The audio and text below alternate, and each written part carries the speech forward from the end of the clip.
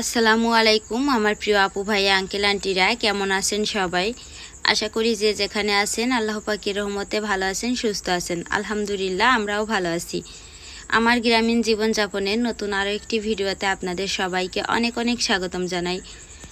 সকালবেলা মুরগির ঘর ছাড়তে গেলাম আর তখন যে দেখি ঘরের ভিতরে একটা ডিম। তো আমার মুরগিতে বেশ কিছুদিন ধরে ডিম দিচ্ছে মাশাল্লাহ। তো গতকালকে ডিম পাড়িনি, যার কারণে আজকে একদম ভোরবেলা ডিম পেড়েছে। তারপরে যে দেখেন আমি সকালের কাজকর্মগুলো আস্তে আস্তে শুরু করলাম সাথে আপনাদেরকে নিয়ে। এই তো গতকালকে যে কাপড়গুলো ধুয়ে রাখিলাম সেই কাপড়গুলো পানি শুকিয়ে গেল, কিন্তু মোটামুটি এখনও একটু ভিজা আছে আমার বোরখা হিজাব রাফির কাপড় চোপড়। তো সেইগুলো আমি রোদ দেখে মেলে দিচ্ছি। কাপড়গুলো মেলে দিয়ে তারপরে আমার সংসারের বাকি অন্য কাজগুলো করা শুরু করলাম। তো তার আগে আমার প্রিয় আপু ভাইয়া আঙ্কেল আন্টিদের কাছে আমি প্রতিদিন একটা অনুরোধ করে থাকি, দয়া করে সবাই একটি লাইক দিবেন এবং পুরো ভিডিওটি দেখবেন, ইনশাল্লাহ আপনাদের ভালো লাগবে। আর যে সকল আপু ভাইয়া আঙ্কেল আন্টিরা ভিডিওটি আজকে প্রথম দেখছেন তারা চ্যানেলটি সাবস্ক্রাইব করে পাশে থাকা বেল বাটনটি অন করে দিবেন, তাহলে আমি যখনই কোনো নতুন ভিডিও আপলোড দিব ইনশাল্লাহ আপনাদের নোটিফিকেশন চলে যাবে। তো দেখেন এখানে আমি উঠান ঝাড়ু দিচ্ছি অর্ধেক। তো আমি মাঝে মধ্যে যেদিন উঠান ঝাড়ু দেওয়ার ভিডিও দিই সেদিনই আমার কিছু আপুরা কি ভাইয়া কি আঙ্কেল আন্টি জানি না, যাই হোক কিছু আইডি থেকে কমেন্ট আসে যে আপু আপনি উঠান অর্ধেক ঝাড়ু দেন কেন। তো যাই হোক উঠান আসলে অনেক বড় উঠান, তো অর্ধেক আমি ঝাড় দিই, আমার অর্ধেক আমার ঘরের সাইডে যে অর্ধেক সেই অর্ধেক আমি ঝাড়ু দিই, আর রাফির দাদির বাকি যে অর্ধেক সেটা রাফির দাদি ঝাড়ু দেয়। যার যার ঘরের সামনের অংশ সেই ঝাড়ু দেয়। তো আমার আনাজ যখন পেটে ছিল তখনও আমি কিন্তু এভাবে ঝাড় দিয়েছি। আমার উঠানটা মাঝে মধ্যে শরীর খুব বেশি খারাপ লাগতো, তখন ঝাড়ু দিতে পারতাম না, পড়েই থাকতো। সেই এক সপ্তাহ বা 5 দিন 4 দিন সেইভাবে পড়েই থাকতো। তারপরে আমি যখন আবার ঠিক সুস্থ হতাম তখন সেই উঠোন ঝাড়ু দিতাম। তারপরে যেদিন আমি হাসপাতালে যাব, আনাজ যেদিনকে সিজার হবে আর কি, সেই দিনকেও আমি দুপুরে রান্নাবাড়া শেষ করে তারপরে উঠান ঝাড়ু দিয়ে রেখে গেছি যে আমি কমপক্ষে একটা মাস আর নিচু হয়ে উঠান ঝাড়ু দিতে পারবো না, সেই একটা মাস ময়লা হয়েই থাকবে। তো যাই হোক তখনও আমার কিন্তু কেউ উঠানটা ঝাড়ু দিয়ে দিইনি। আর এখন তো সেও দেয় না, তো যার কারণে আমার নিজের উঠান আমি নিজেই ঝাড়ু দিই, তারটাও আমি দিয়ে দিই না, আমারটাও দিই না। কারণ প্রতিটা বাড়িতে কিন্তু মুরব্বী শাশুড়ি যারা থাকে তারাই কিন্তু উঠান ঝাড়ু দেয়। আমাদের আশেপাশে যেসব বাড়িতে আমি দেখি যে আমার কিছু যারা আছে তাদের কিন্তু এই উঠান ঝাড়ু দেওয়া, কলপার পরিষ্কার করা এই টুকিটাক এই কাজগুলো কিন্তু শাশুড়িরাই করে। তো যাই হোক সেই কাজগুলো তো ওইভাবে আমার শাশুড়ি যদি থাকতো সে হয়তো বা করতো, তারপরে জানি না করতো কি করতো না, তবে মনে হয় করতো, কারণ আশেপাশে তো দেখছি সব বাড়িতেই সবার শাশুড়িরা কি সুন্দর তাদের বউদের কাজ করে দেয়।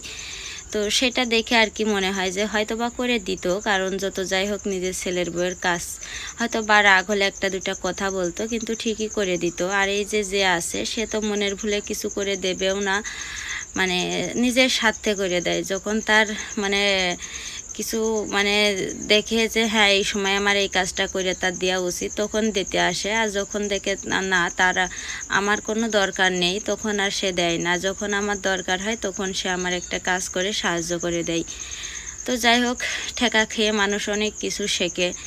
তো আমি আসলে শিখতে পারিনি। আমার যে একটা ছোট ননদ আছে সে আমার পাগল বলে, ছোট্ট একটা 14-15 বছরের মানুষ, সেও আমার বুঝে গেছে যে আসলে আমি কতটা আমার নিজের কথা নিজে বললে আপনারা বলবেন হয়তোবা যে যারা বেশি চালাক। এর আগে একবার বলছিলাম আমি ভিডিওতে, যার কারণে একটা আপু আমাকে কমেন্ট করছিল যে যারা নিজেরা বেশি চালাক তারাই আবার নিজেদেরকে সরল বলে। তো আমার 13-14 বছরের একটা ননদ সামান্য, সে সংসারও করিনি, তার বিয়েও হয়নি, সেও আমার জানেন না মাঝে মাঝে আমার বলে যে তুমি আসলে একটা পাগল, কারণ তুমি সব সময় মানুষের কাছে ঠোকো শুধু, আর মানুষের কথা শোনো খালি, তুমি কারোর কিছু বলতেও পারো না কোনো সময়। কেউ তোমার বিনা কারণে অনেক কথা শোনাই, অনেক রকমই তোমার সাথে খারাপ ব্যবহার করে, কিন্তু তুমি কিচ্ছু বলতেও পারো না, কারোর কোনো উত্তরও দিতে পারো না, তুমি পাগল। আমার যে ননদটা আমার কাছে থাকে মাঝে মধ্যে সব সময় তো ওই ননদটা আর কি বলে যে আমি নাকি মানে ওর অনেক বুদ্ধি, ও অনেক বুদ্ধি, মানে সংসারে কিছুই করেনি, বিয়ে হয়নি, তারপরেও মাশাআল্লাহ ওর অনেক বুদ্ধি। তো সেটা ভেবে আর কি ও আমার বলে যে তুমি বলে এগুলো সহ্য করো, আমি হলেই এগুলো কোনো দিনও সহ্য করতাম না। তো এরকম ছোট বড় অনেক মানুষই আমার এইভাবে বলে। তো যাই হোক, আল্লাহর কাছে বলি যে যেরকম সহজ সরল আছি, যেরকম আছি তেমনই থাকবো মৃত্যুর দিন পর্যন্ত। তো এখানে দেখেন আমি সংসারের কাজকর্ম সবই করা হয়ে গেছে, সকালে যে কাজগুলো থাকে। তারপরে ঘরে চলে আসছি হাত মুখ ধুয়ে। এসে যে 3টা ডিম ভাজি করেছি, 2টা ডিম পেঁয়াজ দিয়ে ভাজি করেছি, আর 1টা ডিম মরিচ আর পেঁয়াজ দিয়ে। সেটা হচ্ছে আমি আর রাফির আব্বু খাবো, আর 2টা ওরা 2 ভাই খাবে। তো এখানে যে রাফিদের আর আনাসের জন্য ভাত রাইস কুকারে গরম করেছি, ওই গরম ভাত দিয়ে ডিম ভাজি খাওয়াই দেব, দেশি মুরগির ডিম আমাদের। আর এই তো রাফির আব্বুর ভাত আর আমার ভাত সরিষার তেল, পেঁয়াজ, শুকনো মরিচ দিয়ে খুব সুন্দর করে মাখিয়ে নিচ্ছি, মাখিয়ে তারপরে ডিম দিয়ে খাবো। তো যাই হোক, অনেক কথা বললাম, আসলে কিছু কথা না মনের ভিতরে বলতে মন চাই, কিন্তু আসলে অনেক ভেবে চিন্তে মনে হয় যে না, বলার থেকে চুপ থাকাই ভালো। আবার মাঝে মধ্যে মনে হয় যে চুপ থাকলে মানে কেমন জানি মনে হয় দম বন্ধ হয়ে যায়, মনে হয় কিছু কথা বলি। আবার মাঝে মাঝে মনে হয় যে না, কিছু কথা বলবো না। আবার কিছু মানুষ আছে দেখেন, আমি কোনো সময় ভিডিও দেখেন কারোর কোনো কিছু বলিও না, কারোর কোনো কিছু উত্তরও দিই না, তারপরেও বেশ কিছুদিন ধরে একটা মানুষ আমার এমন কমেন্ট করছে, মনে হয় আমি তার কত কালের শত্রু, তার অনেক দিন ধরে তার সাথে আমার শত্রুতা চলছে, এরকম কমেন্ট করে।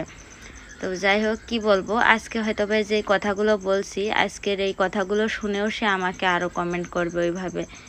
তো যাই হোক, এই জন্য ভাবি যে চুপ থাকাই ভালো, ধৈর্যের ফল আল্লাহ তাআলা দিয়ে দেয়।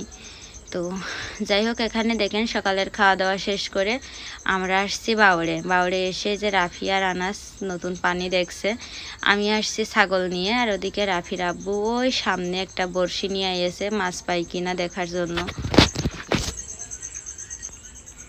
তো এই যে দেখেন, এখানে রাফির আব্বু বড়শি ফেলছে পুঁটি মাছ মারার জন্য।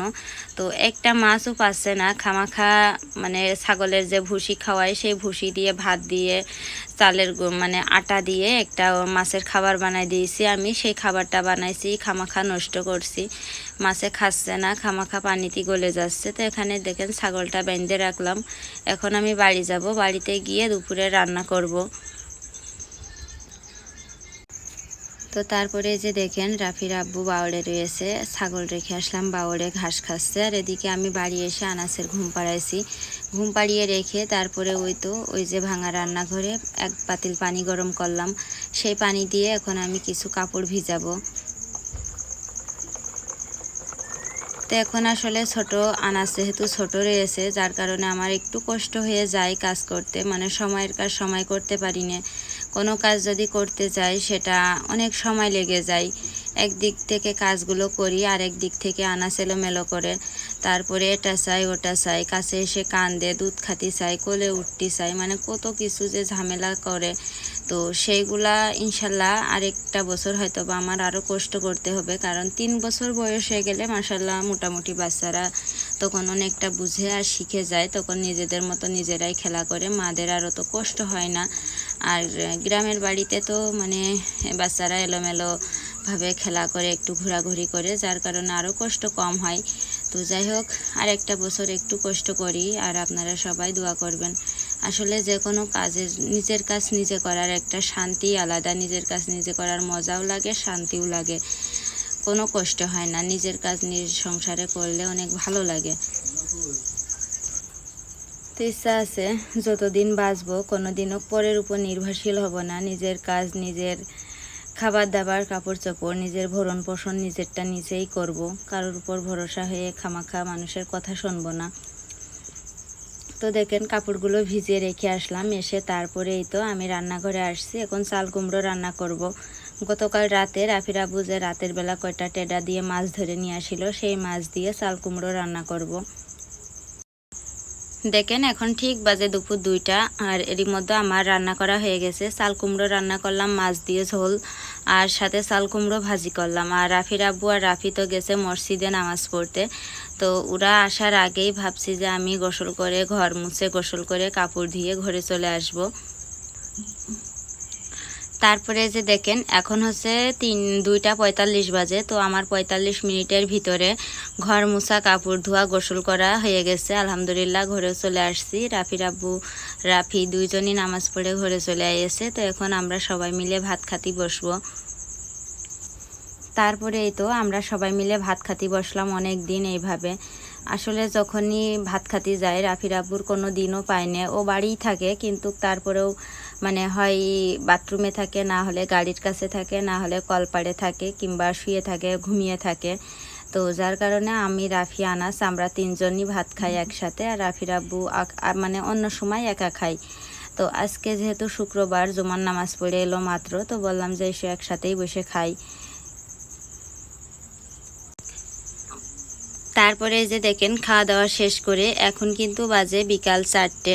তো আনাসের ঘুম পাড়িয়ে ঘরে রেখে আসলাম। রাফির আব্বু ঘুমাচ্ছে আর আমি আর রাফি এই যে, আর রাফি বসে বসে বাতাস খাচ্ছে আমার পিছনে আর গল্প করছে। আর আমি সামনে ফ্যান জুড়ে দিয়েছি, দিয়ে তো এই যে ছাগলের খড় কাটলাম, এখন ভাত দিয়ে ভুসি দিয়ে মাখিয়ে দেব। এত পরিমাণে গরম পড়ছে যে মানে হচ্ছে যে সব সময় গায়ে একটা ফ্যান লাগিয়েই চলাফেরা করি, এত পরিমাণে গরম। তো এই তো ছাগলটা খাওয়া শুরু করলো। তারপরে যে দেখেন দুপুরে ভাত খাওয়ার পরে কিছু থালা বাসন হইলো, তো সেই থালা বাসনগুলো এখন আমি কলপারে নিয়ে এসে মেজে ধুয়ে রেখে দেব। তাহলে আপাতত বিকাল পর্যন্ত কোনো কাজ আর নেই, শুধু আনাজ ঘুম থেকে উঠলে ওকে একটু খাওয়ানো আছে।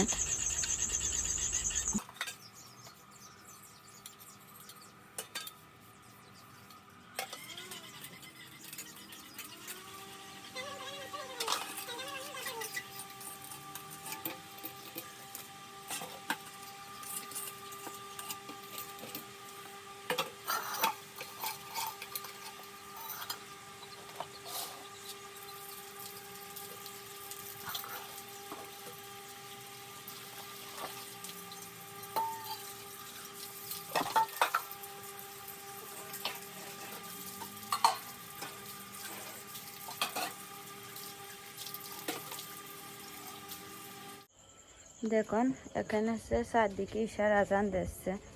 তো আমি রান্নাঘরে যে রাফির আব্বুর জন্যই পোলোয়ার চাল গুড় আর দুধ দিয়ে পায়েস বসাইছি, পায়েস খাবে, ও ঘরে রয়েছে আজকে। আর আমার শরীরটা দেখেন সারাদিন কিন্তু আমার শরীর অসুস্থ, তারপরেও আমি অসুস্থ বলতে মানে শরীরটা খুব দুর্বল, হাঁটছি তা মনে হচ্ছে গা হাত পায়ে বল শক্তি পাচ্ছি না, চোখ বন্ধ হয়ে যাচ্ছে, মানে এমনি শরীর দুর্বল, ওই রকম কোনো অসুস্থ না, ঠান্ডা কাশি জ্বর কিছুই নেই। তো তারপরেও সারাদিন থেমে নেই, সব কাজ সব ভিডিও সব কিছুই আলহামদুলিল্লাহ করছি। তো এখন এই সন্ধ্যার সময় মনে হয় 5টা মিনিট আনাসের নিয়ে একটু ফ্লোরে ঘুমাইছি মানে শুয়েছি আর চোখ বন্ধ হয়ে ঘুমিয়ে গেছি। এত খারাপ শরীর, মানে এত দুর্বল লাগছে। তো রাফিও ঘুমিয়ে গেছে, রাফিরও রাত্রি আর খাওয়ালাম না। তো আনাসের দুধ জাল দিয়ে ফিডারে ভরে দিয়েছি, দুধ খাচ্ছে, খেয়ে নিয়ে তারপর যদি ভাত খায় তো একটু ভাত খাওয়াবো দুধ দিয়ে চটকিয়ে। আর জানি না ভিডিওটা আজকে দিতে পারবানি কি না, তো যাই হোক যদি দেখি শরীরটা যদি একটু ভালো ঠেকে তাহলেই ভিডিও এডিট করতে বসবো, আর যদি ভালো না লাগে তো ইনশাল্লাহ কালকে দেবো এই ভিডিও। তো যাই হোক সবাই আমাদের জন্য দোয়া করবেন, বিশেষ করে আমার জন্য দোয়া করবেন। আমার শরীরটা খুব মানে দুর্বল লাগছে, এত দুর্বল যে কেন লাগছে আমার মনে হচ্ছে অতিরিক্ত গা ঘেমেছে। 4-5টা দিন রাফির মাদ্রাসায় নিয়ে যায়, মাদ্রাসা থেকে এ কাজে ও কাজে বাইরে যাই, বরকা পরা থাকে, গা ঘেমে ঘেমে মানে শরীর আমার দুর্বল হয়ে গেছে। আমার এই মনে হচ্ছে, জানি না অন্য কিছু কি সমস্যা কিনা, যে মনে হয় শরীর মানে গা ঘেমে ঘেমে আমার মনে হয় শরীর অসুস্থ দুর্বল হয়ে গেছে। তো যাই হোক জানি না, বাদ বাকি আল্লাহ জানে, উপরওয়ালা জানে। তো ঠিক আছে, সবাই ভালো থাকবেন, সুস্থ থাকবেন, আর আমাদের জন্য দোয়া করবেন। আর আপনাদের জন্য অনেক অনেক দোয়া করি আমি সব সময়, ইনশাল্লাহ সব যতদিন বাঁচবো ততদিন আপনাদের জন্য দোয়া করব। আর সবাই আমার পাশে থাকবেন, এভাবে আমার পাশে থেকে আমাকে সাপোর্ট করে আমার লক্ষ্যে পৌঁছাতে সাহায্য করবেন। আপনাদের জন্যই আমার এই সুখ শান্তি সব কিছু। তো আজকে এখানেই বিদায় নিচ্ছি। আল্লাহ হাফেজ। আসসালামু আলাইকুম।